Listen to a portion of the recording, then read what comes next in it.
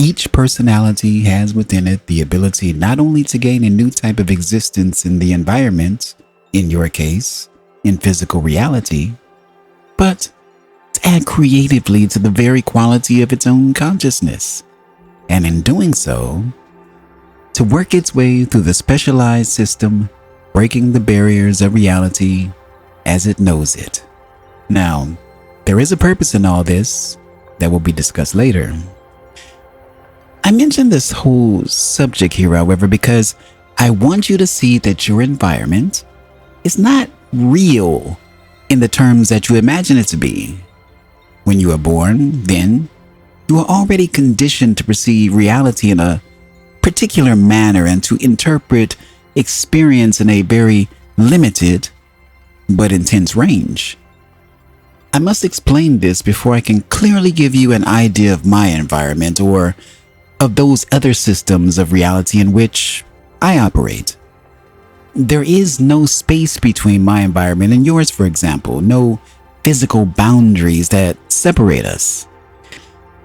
In a very real way of speaking, your concept of reality seen through your physical senses, scientific instruments, or arrived at through deduction, bears little resemblance to the facts, and the facts are difficult to explain.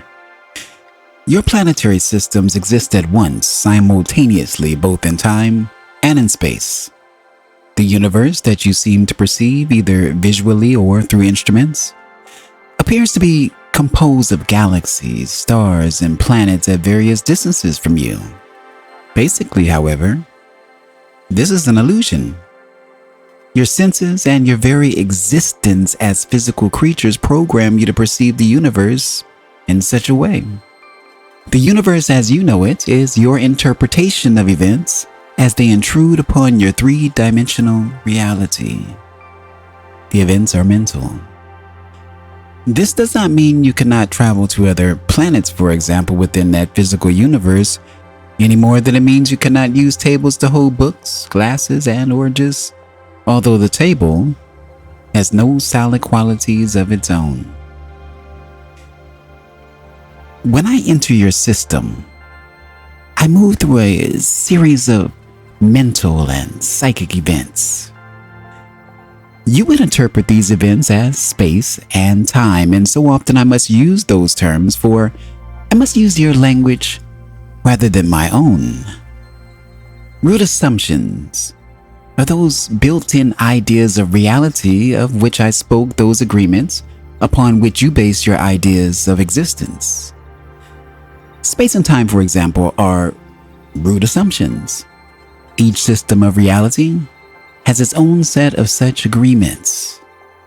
When I communicate within your system, I must use and understand the root assumptions upon which it is based.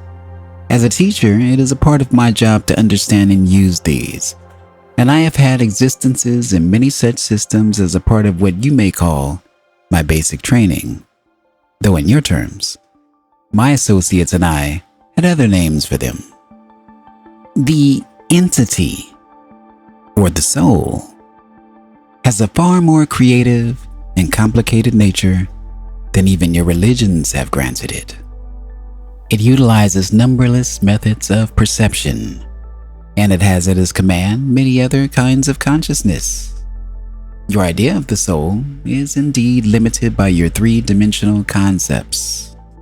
The soul can change the focus of its consciousness and uses consciousness as you use the eyes in your head.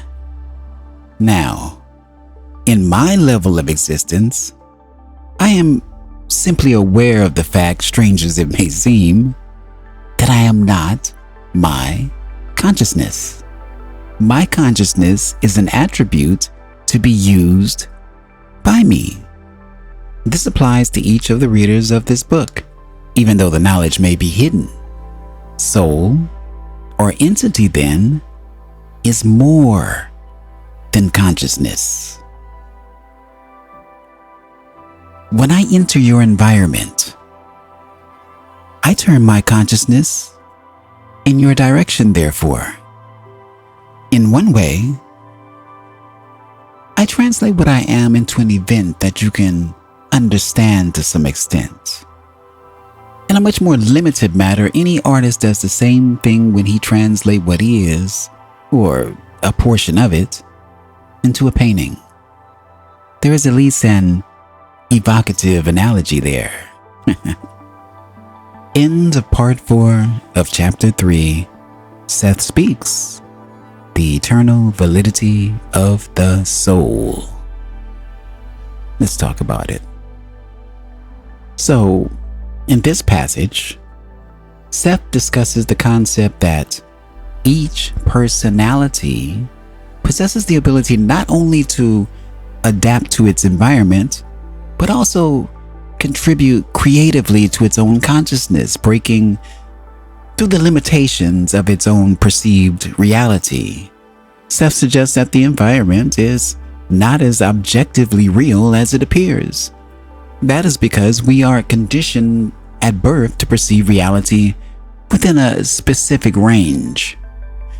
Seth explains that there are no clear boundaries between their environment and our environment, highlighting that the universe is perceived as galaxies and planets due to the limitations of our human senses.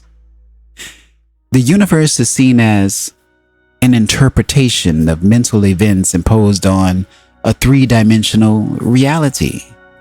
Seth also notes that they navigate through mental and psychic events which are interpreted by humans as space and time. The concept of root assumptions is introduced, referring to fundamental ideas of reality that are intrinsic to each system of existence. Seth explains to us that communication between systems requires understanding and utilizing these assumptions. Seth wants us to understand that the soul or entity is far more complex and creative than traditional religious beliefs suggest.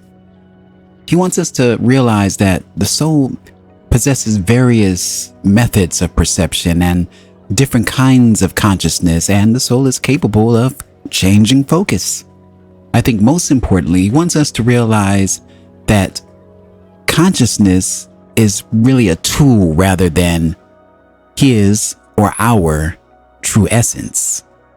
Lastly, Seth wants us to realize that when he or they enter our environment, they translate their consciousness into a form understandable by us, drawing an analogy with how artists convey their essence through their art. If you've enjoyed this reading, if you've enjoyed this explanation, please consider giving the video a like, sharing it with a friend, and of course, commenting below. What did you think about this reading? What did you think about what Seth had to say? Or even, what did you think about my interpretation? Don't forget to subscribe for more, and as always, thank you.